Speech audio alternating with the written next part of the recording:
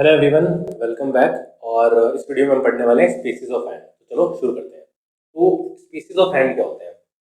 तो अपने हाथ में कुछ वर्सा होते हैं और कुछ जो फेशियल सीड्स वगैरह होती है, तो उन फेशियल सीड्स के बीच में अगर कुछ जगह बच जाती है ना, तो उस जगह को बोलते हैं हम स्पीसीज ऑफ हैंड। अब हमारे हाथ के अंदर कुछ स्पीसीज प्रेजेंट होती है, उनमें से जो चार है वो प्रोमिनेंट है और वो हम पढ़ने वाले हैं। पहली है थिनर स्पेस, अगली है मिड पामर स्पेस, फिर है pulp spaces in fingers, then forearm space of Parona.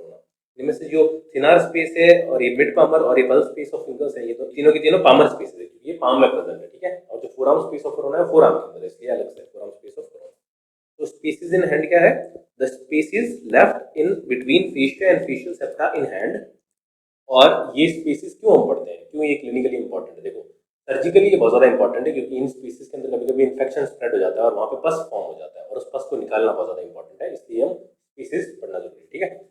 तो they may get infected and pus can form, they are surgically important, ठीक है। अब ये वाली जो इमेज है वो अपन ने देखी थी, रेडियल और अल्नार बर्सा पढ़ रहे थे। तो ये हैंड जो है, इसके अंदर ये जो ब्लू ब्लू है ये वाला, ये अपना अल्नार बर्सा है, और ये वाला है रेडियल बर्सा, और ये है digital synovial sheets of fingers, ठीक है। ये तीनों ये अपने रेडियल और अल्नार बर्सा में पढ़ा था। अगर तुमने नहीं पढ़ा तो तुम प्लेलिस्ट में जाके वो वाला वीडियो देख लो। अब बर्सा क्या होता था कि अपने जो टेंडन्स होते हैं ना, लॉन्ग टेंडन्स होते हैं फोरआर्म वगैरह के, वो टेंडन्स जो होते हैं उनके बीच में बहुत सारे टेंडन्स एक साथ प्रेजेंट, वो टेंडन्स आपस में फ्रिक्शन कॉज करेंगे। तो फ्रिक्शन से प्रिवेंट करने के लिए और उनको ल्यूब्रिकेशन प्रोवाइड करने के लिए जो बर्सा होते हैं वो कवर कर लेते हैं टेंडन्स को, और उनके बीच में फ्रिक्शन नहीं होने देते हैं, ठीक है ना। तो रेडियल बर्सा जो है उसके अंदर टेंडन जाता है अपना फ्लेक्सर पॉलिसिस लॉन्गस का, ठीक है। और जो अपना अल्नार बर्सा उसके अंदर फ्लेक्सर डिजिटोरम सुपरफिशियलिस और प्रोफंडस के टेंडन्स जाते थे, ठीक है। और अपने जो तीन जो फिंगर्स है, इनके जो डिजिटल साइनोवियल शीट है वो अपने कम्युनिकेट नहीं करते हैं इन रेडियल और अल्नार बर्सा के साथ, बट ये जो फिंगर और जो थंब के हैं वो कम्युनिकेट करते हैं, इसलिए इनके अंदर हम कभी भी निडल प्रिक नहीं करते, क्योंकि अगर इन्फेक्शन इसमें हुआ तो वो पाम में भी चला जाएगा। पर इनके अंदर हम निडल प्रिक करते हैं जनरली तीनों के अंदर, इन फिंगर्स के अंदर, क्योंकि अगर इनके अंदर करेंगे इन्फेक्शन हो भी गया तो वो फिंगर्स तक ही सीमित रहेगा, वो आगे नहीं स्प्रेड होगा, ठीक है। ये तो मैंने पहले का बता दिया तुम्हें। अब जो यहाँ पे ये जो स्पेस प्रेजेंट है ना, इसको बोलते हैं हम मिड पामर स्पेस, और यहाँ पे ये जो स्पेस प्रेजेंट है उसको बोलते हैं हम थिनर स्पेस, ठीक है। तो अब हमें क्या करना है, पहले एग्जाम में ये बनाना है कि हम कौन सा ट्रांसफर सेक्शन लेंगे, और फिर उसको ऐसे यहाँ से देखेंगे तो हमको स्पेस दिखाई देगी। पहले हम एक आम बना देते हैं, ठीक है, और शाम के अंदर हम यहाँ पे मिड पामर स्पेस बनाते हैं और यहाँ पे थिनर स्पेस बनाते हैं, फिर यहाँ का ट्रांसफर सेक्शन लेते हैं। अभी जो ट्रांसफर सेक्शन ले रहा हूँ मैं, इस ट्रांसफर सेक्शन को मैं बनाता हूँ, ठीक है। अब ये ट्रांसफर सेक्शन बहुत ज़्यादा इंपॉर्टेंट है, ठीक है। अगर तुम्हें थिनर स्पेस और मिड पामर स्पेस समझना है तो ये ट्रांसफर सेक्शन आना चाहिए तुमको बहुत ज़्यादा अच्छे से। और इस ट्रांसफर सेक्शन को आने के लिए तुम्हें जो भी तक हमने जो भी पुराना नॉलेज लिया है ना, वो सारा इंपॉर्टेंट है। चाहे वो अपनी फोरआर्म की मसल्स हो, चाहे वो बर्सा वाला लेक्चर हो, चाहे वो मसल्स ऑफ हैंड हो, ठीक है, सारी की सारी इंपॉर्टेंट है। मसल्स ऑफ पाम है, सारी की सारी इंपॉर्टेंट है। और अगर तुमने नहीं देखी तो पहले वो देख लो, वरना ये तुम्हें कम समझ में आएगा थोड़ा, ठीक है। तो सबसे पहले मैं इसको, जो ये बनाया है ना मैंने ट्रांसफर सेक्शन, इसको मैं बनाता हूँ एक एक करके, और तुम्हें समझाता हूँ कि मैंने क्या चीज़ कैसे क्यों बनाई है, ठीक है। तो सबसे पहले हम बोन्स बनाते हैं। बोन्स के अंदर ये अपनी फर्स्ट मेटाकार्पल, ये अपनी सेकंड मेटाकार्पल, ये अपनी थर्ड मेटाकार्पल, ये अपनी फोर्थ मेटाकार्पल, और ये अपनी फिफ्थ मेटाकार्पल। तुम देखो तो मैं जो ये इसमें बना रहा हूँ, ये एंटीरियर पार्ट है, ये पोस्टीरियर पार्ट है, ये लेटरल साइड है, ये वाला मीडियल साइड है। क्यों? देखो, थंब वाली साइड लेटरल साइड होती है, ये मीडियल, फिर ऊपर वाला एंटीरियर और ये नीचे वाला पोस्टीरियर। तो इसके अंदर ये जो मैंने अब मेटाकार्पल्स बना दिया। अब तुम बताओ, दो मेटाकार्पल्स के बीच में जो मसल होती थी उसका नाम क्या होता था? इंटरओशियाई, ठीक है। दो बोन्स के बीच में इंटरओशियाई, तो इंटरओशियाई बनाएंगे हम, ठीक है। इंटरओशियाई दो होती थी, पामर इंटरओशियाई और डॉर्सल इंटरओशियाई। और पामर इंटरओशियाई यूनिपिन्नेट होती थी, याद है ना। तो ये अपने मेटाकार्पल्स बनाया ना, इनके पास हम बना देते हैं पामर इंटरओशियाई, ठीक है। यूनिपिन्नेट बनाई हमने, और ये वाली जो है दोनों की दोनों मीडियल साइड में है मेटाकार्पल के, और ये वाली जो दोनों है, ये वाली जो दोनों है, ये दोनों की दोनों लेटरल साइड में प्रेजेंट है, ठीक है। तो ये यूनिपिन्नेट हो गई। और पामर इंटरओशियाई कराती थी क्या थी? पैड, इसकी ट्रिक थी, पैड और टैब थी ना, तो पीएडी, तो एडक्शन कराती है। वैसे अब डॉर्सल इंटरओशियाई बनानी, पर डॉर्सल इंटरओशियाई हमारी बाइपिन्नेट होती थी, तो ये अपन ने बना दी डॉर्सल इंटरओशियाई इन दोनों के दोनों मेटाकार्पल्स के बीच में, ठीक है। दो मेटाकार्पल्स के बीच में तो ये मसल्स, ये अपने डॉर्सल इंटरओशियाई बना दी। और डॉर्सल इंटरओशियाई क्या कराती थी? अबडक्शन, ठीक है ना, टैब ट्रिक थी ना, अबडक्शन, ठीक है। चलो, तो अब उसके बाद हमने थिनार मसल्स बनानी है। तो थिनार के अंदर तुम्हें पता है ना, ये वाली जो थिनार एमिनेंस होती है अपनी, यहाँ पे जो मसल्स प्रेजेंट होती है वो सारी थिनार मसल्स होती है। हैंड की मसल्स चार थी ना, थिनार, हाइपोथिनार, इंट्रोशियाई और लंबरिकल्स। तो हमने पामर इंट्रोशियाई और डॉर्सल इंट्रोशियाई तो बना दी, अब अपन थिनार और हाइपोथिनार बनाते हैं।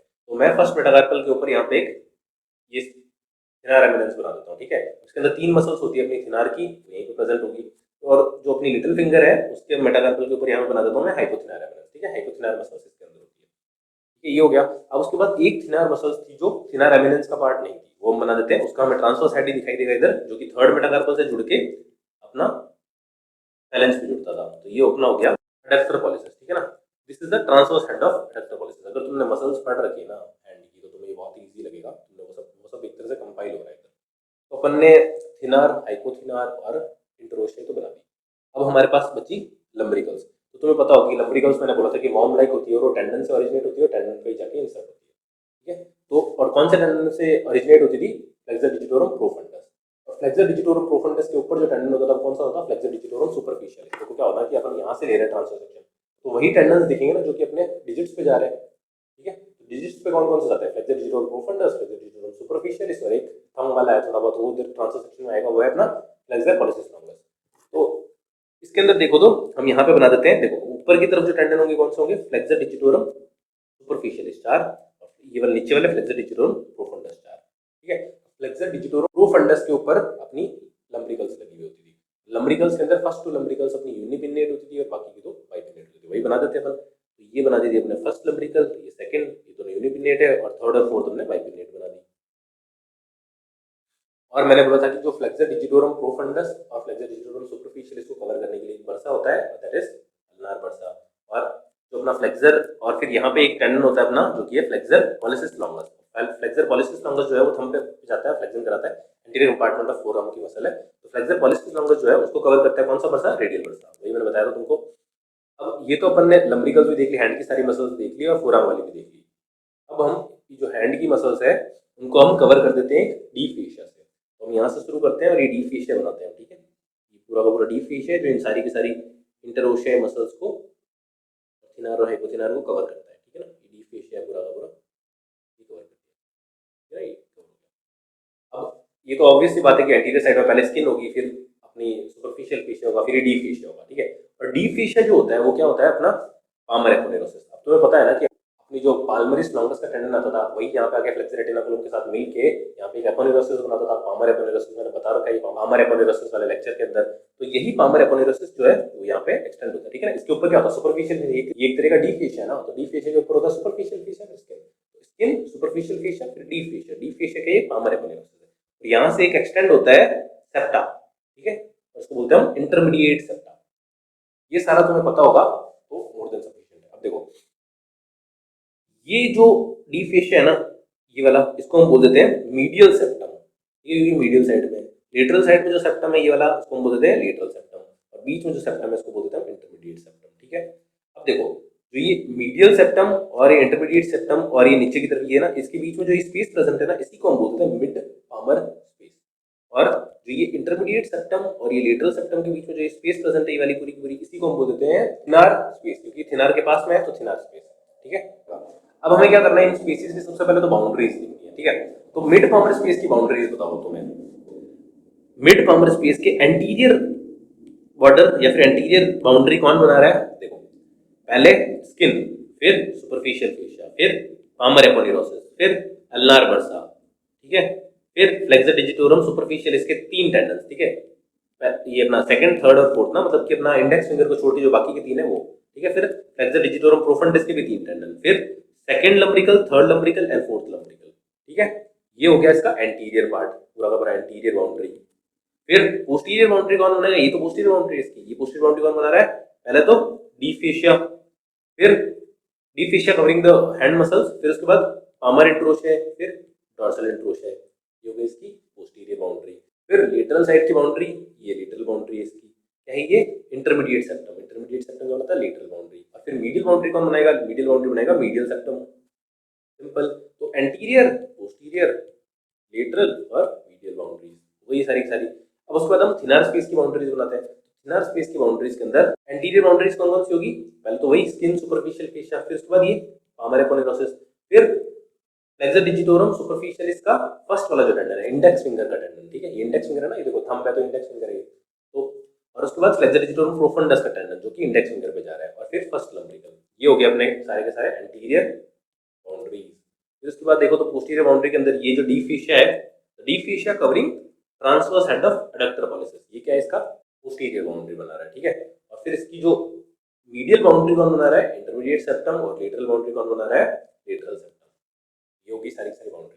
अब इसको तुम एक दो बार और देखो तो तुम्हें समझ में जाए, इस डायग्राम के अंदर सारी की सारी बाउंड्रीज तुम्हें अच्छे से समझ आ जाएगी। तो तुम है ना, ये डायग्राम जो है ना, ये डायग्राम तुम्हें बहुत ज्यादा मदद करने वाला है। इस डायग्राम को तो जितना हो सकता है ना उतना ज्यादा प्रैक्टिस कर लो। तुम जो नर्व्स पढ़ोगे ना, अल्नार नर्व, मीडियन नर्व, उसके अंदर भी तुम्हें बहुत ज्यादा डायग्राम हेल्प आएगा, ठीक है। तो इस डायग्राम को तुम अच्छे से रिवाइज कर लो, और इस डायग्राम को समझने के लिए तुम्हें सारी लंब्रिकल्स वगैरह मसल्स तो पता ही होनी चाहिए। अगर तुम्हें वो पता है तो डायग्राम तुम इजीली बना सकते हो। अब इसी डायग्राम के बेसिस पर हमने क्या बताया, boundaries of mid palmar space. देखो एंटीरियर मैंने बता दिया था, skin, superficial fascia, palmar aponeurosis, tendons of FDS and FDP. FDS means flexor digitorum superficialis और FDP means flexor digitorum profundus of medial 3 digits. देखो ना, medial 3 digits, and then lumbricals, second, third and fourth lumbrical, and ulnar bursa. देखो ulnar bursa भी है। फिर posterior palmar and dorsal interossei and the fascia. देखो the fascia, palmar interossei and dorsal interossei है। फिर lateral में intermediate septum, ये intermediate septum हो गया लेटरल साइड में इसके, और मीडियल साइड में क्या है इसके, that is this medial septum. और फिर बाउंड्रीज ऑफ थिनर स्पेस में पोस्टीरियर बाउंड्रीज क्या थी, fascia covering the transverse head of adductor pollicis. फिर एंटीरियर में फर्स्ट लंब्रिकल था, पामर एपोनेरोसिस था, उसके ऊपर स्किन सुपरफिशियल फेशिया था, फिर उसका tendons of FTS and FDP of the index finger only, ठीक है ना। देखो यही सब है ना, यही मैंने लिखा हुआ है उसमें दिख रहा है। फिर लेटरल साइड में क्या है, लेटरल पामर सेप्टम और tendon of flexor pollicis longus with radial bursa. देखो ये एक चीज मैंने बताई नहीं तुमको, ये जो टेंडन है ना, ये अपना tendon of flexor pollicis longus, और ये इसकी किस बाउंड्री में आ रहा है, ये लेटरल बाउंड्री में आ रहा है। लेटरल बाउंड्री क्या है इसकी, ये अब तुम देखो ना, तो तुम देखो पोस्टीरियर बाउंड्री में तुम ये भी लिख सकते हो, ये मसल है, या फिर ये पामर इंट्रोशिया है, डॉर्सल इंट्रोशिया है, वो सब भी लिख सकते हो तुम, है ना। मैंने लिखा नहीं है, मतलब तुम जरूरी नहीं है तुम नहीं लिखो, तुम लिख सकते हो सारे, ठीक है। जो भी तुम्हें दिख रहा है ना सब लिख दो। अब देखो इसका जो क्लिनिकल है वो क्या है, देखो मिड पामर स्पेस जो होता है ना, मिड पामर स्पेस, उसके अंदर अगर मान लो कोई इन्फेक्शन हो जाता है, ठीक है, और ये मिड पामर स्पेस जो है, देखो मिड पामर स्पेस है, ये डायरेक्टली कांटेक्ट करता है fascial sheaths of second, third and fourth lumbricals. अपने जो लंब्रिकल्स होती है ना मसल्स, उनकी फेशियल सीट्स होती है, उनको कवर करता है, ठीक है ना। फेशिया कवर करता है तो फेशियल सीट हो गई वो। तो इन लंब्रिकल्स थर्ड, फोर्थ और फिफ्थ लंब्रिकल्स जो है ना, उनको जो फेशियल सीट कवर करता है ना, वो डायरेक्टली कांटेक्ट करता है किसके साथ, मिड पामर स्पेस के साथ। लेट्स से कि मिड पामर स्पेस में कोई इन्फेक्शन हो गया, मिड पामर स्पेस का इन्फेक्शन को अगर मुझे बाहर निकालना, पस फॉर्म हो गया वहां पे, पस इकट्ठा हो गया, तो पस को बाहर तो निकालना पड़ेगा ना। तो सेकंड, थर्ड और फोर्थ तीनों के ही अपने जो लंब्रिकल्स है उनकी फेशियल सीट कांटेक्ट में है, ठीक है। तो मैं वेब स्पेस के थ्रू जाऊंगा। देखो ये first web space, second, third और फोर्थ। सेकंड, थर्ड और फोर्थ वेब स्पेस जो है उनके थ्रू मैं डायरेक्टली कांटेक्ट करता हूँ मिड पामर स्पेस के अंदर, ठीक है, कर सकता हूँ।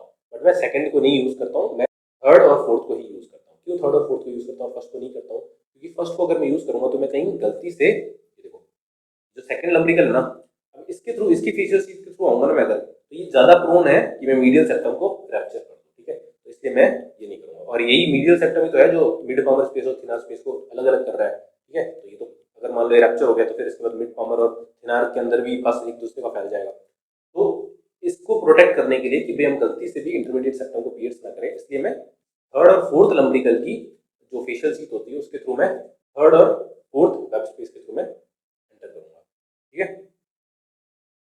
तो ये हो गया कि mid palmar space is in direct contact with the fascial sheath of second, third and fourth lumbricals, and the infection of mid palmar space is drained by giving a vertical incision on third, fourth web space। ये बता दिया मैंने।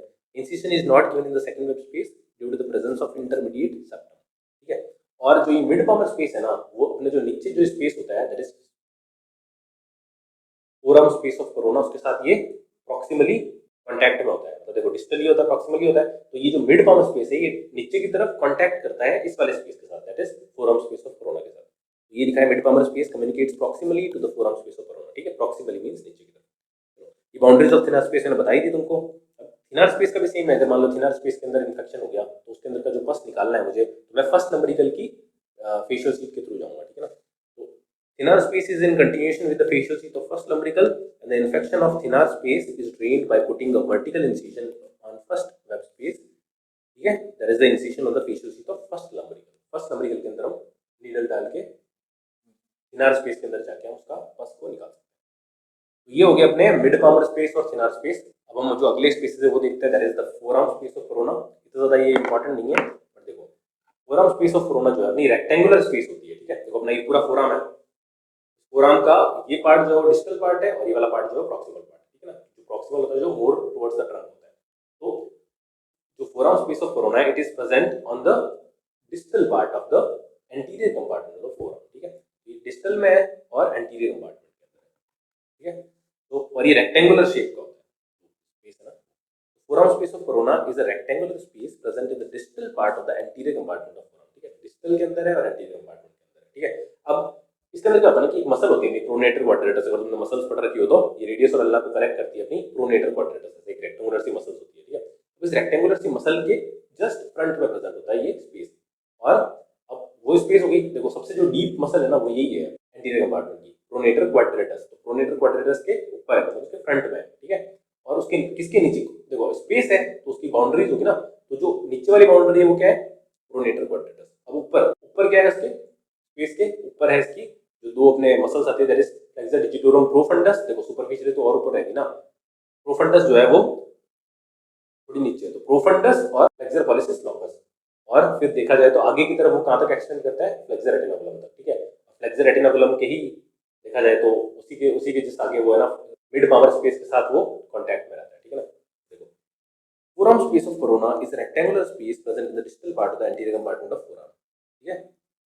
तो forearm space of corona क्या है, it lies in front of the pronator quadratus and deep to the flexor digitorum profundus and flexor pollicis longus, ठीक है ना।